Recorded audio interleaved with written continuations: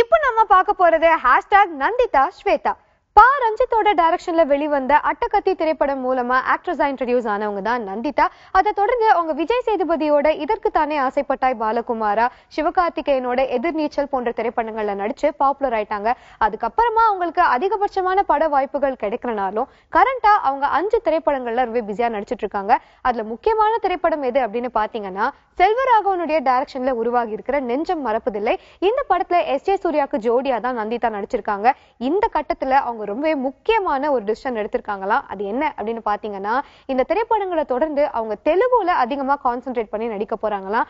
ஏற்கனவே அவங்களுக்கு தெலுங்கு இண்டஸ்ட்ரியில இருந்து ரொம்ப ஹோம்லியான கேர்ள் ரோல்ஸ் எல்லாம் வருது அப்படின்னு அவங்க சொல்லியிருக்காங்க. ஆனா அவங்களுக்கு கிளாமரஸான ரோல் நடிக்கணும் அப்படிங்கறது ஆசையா. சோ அவங்க எக்ஸ்பெக்ட் பண்ற மாதிரியான ரோல் அவங்களுக்கு கிடைக்குதா இல்லையா அப்படிங்கறத அவங்களுடைய அடுத்த படத்துக்கான அப்டேட்ல பார்க்கலாம்.